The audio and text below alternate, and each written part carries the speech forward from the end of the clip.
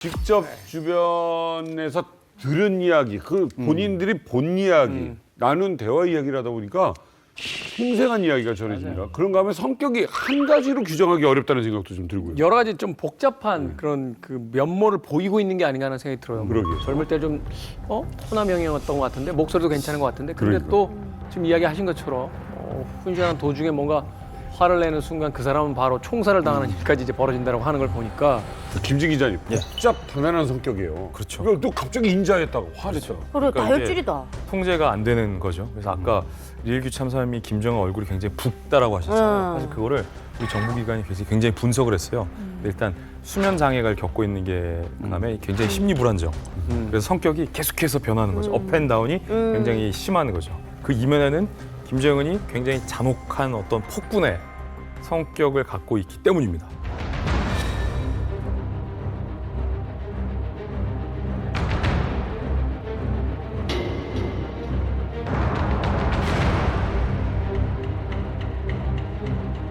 북한의 김정은이 고모부를 처형했습니다. 김정은의 고모부 장성택이 전격 처형됐습니다.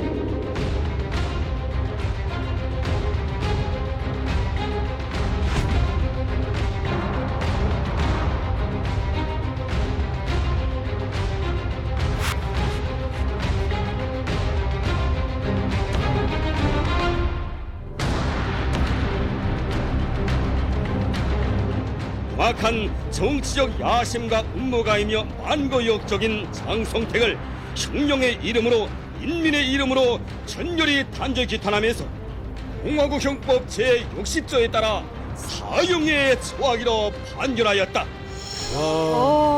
외교관들은 천하의 어떻겠습니까? 장성택을 천하의 세상에. 장. 이렇게 끝나는 김정일도 저기 하다. 회의 중에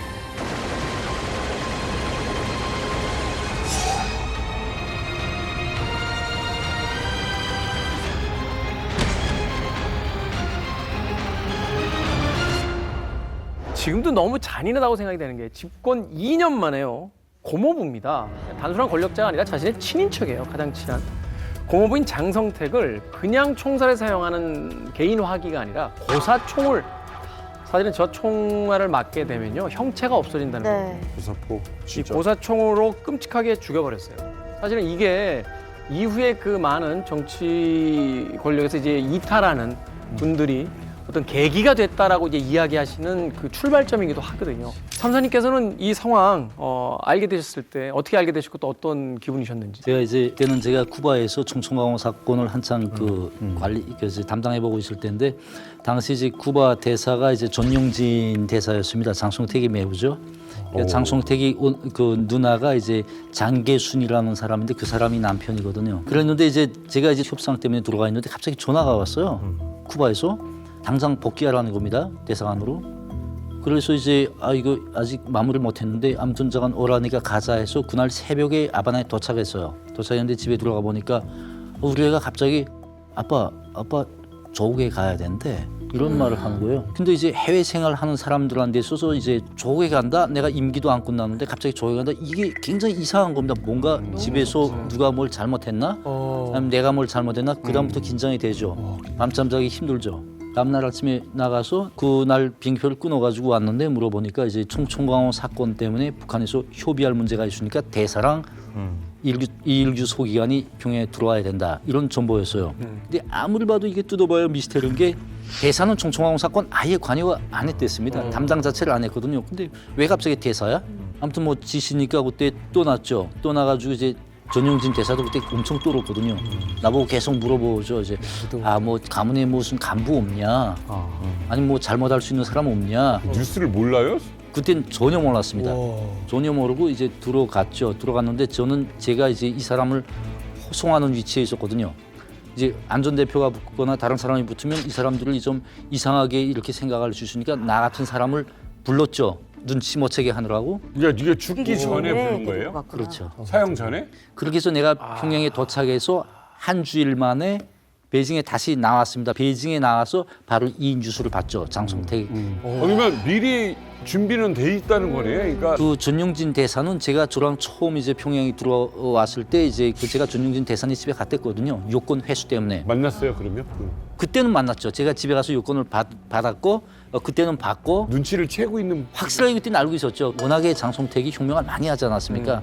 이번에도 좀 혁명하고 말겠지라고 생각을 했죠.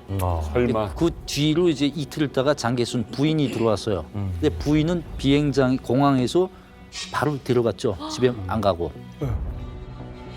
수용소로 보냈죠. 수용소. 네, 정치. 그러니까 북한에서는 이제 해외에서는 정치범 수용소라고 하는데 이제 북한에서는 관리소라고 합니다. 관리소를 보냈죠. 그렇게 어마어마한 뒤에 사건이 있은 줄 몰랐고 결국은 이제 그 일가가 몽땅 그 관리소로 갔죠. 제가 2013년 10월 초에 귀국을 했거든요. 예. 바로 귀국하자마자 이 일이 터졌습니다. 어머. 그러니까 귀국하면서 10월 말인가 그때 리룡아 행정부 일부 부장하고 장수길이가 먼저 잡혀 들어갔거든요. 보이부에. 그 다음에 11월 말 그쯤에 이제 장성택이 끌고 가서 장성택이랑 같이 고위급 인물들이 다 가서 사용장에 가서 이 두 명을 고사총 사신 고사총으로 쏴서 아야 완전히 살점 다 떨어져 나가게 그렇게 쐈거든요. 그걸 이제 간부들도 다 가서 지켜봤습니다. 그 광경을 보고 와서 저희 장인어른이 한 일주일간 침식을 잃더라고요. 얼마나 그 끔찍한 광경을 봤으니까. 그 다음에 말을 안 하고 계속 있었는데 그 이후에 이제 양청송 부부장, 그다음에 박춘홍 부부장 뭐 해가지고 부부장들 줄레줄레 해가지고 매일과 같이 죽어나가는 겁니다. 그러니까 그 제가 라인. 그 라인들 100% 다 아작을 냈거든요. 다 죽였습니다. 그러니까 그게 한 40명 정도로 되게 40명 정도로 알고 있는데 아니, 국가기관 간부가 40명을 예, 날려고 했다고요? 당중앙위원회 행정부 부부장만 60명입니다. 그리고 이제 뭐 국제부 과장 하던 사람을 비롯해서 많은 사람들이 이제 또 죽었거든요. 그때 야. 그 라인으로 해가지고 다 총살당했습니다. 야. 근데 이제 2013년 12월 31일에 저의 장인어른이 12월 30일이로구나 그때 없어졌거든요. 그래서 그때 또 장모람 뭐 해가지고 가슴 콩콩 이거 없어졌으니까 그때 또 분위기가 그렇지 않습니까? 큰일 났다 해가지고 우리도 뭐 오야 가는가 보다 하고 생각을 했었죠. 근데 1월 1일인가 그때 보니까 뭐 김정은이가 마식용 스키장 개관식 하기 전에 거기에 일부 사람들하고 같이 거기 갔었거든요. 그러니까 현지도 비슷하게 이제 하고 왔는데 그때 저희 장인어른이 1월 1일 날 아침에 왔습니다. 30일 날 갔다 아침에 왔는데 하는 말이 그때 그 장성택이를 왜 처형하게 돼 있는가를 김정은이가 쭉 얘기를 하더래요. 그러면서 아 너는 꼬락서니가 너무 이제 꼭대기에 올라가서 똥을 싸갔다고 하는 정도로 이제 너무 푼수대기 없이 놀아서 이제 이거 3년상이 지나지 않았음에도 불구하고 내가 처리했다.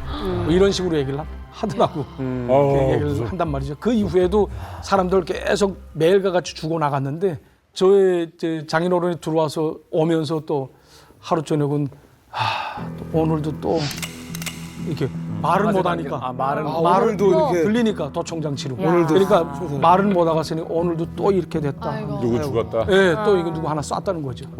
그래서 그때 분위기는 정말 아수라장이 됐습니다. 사회적.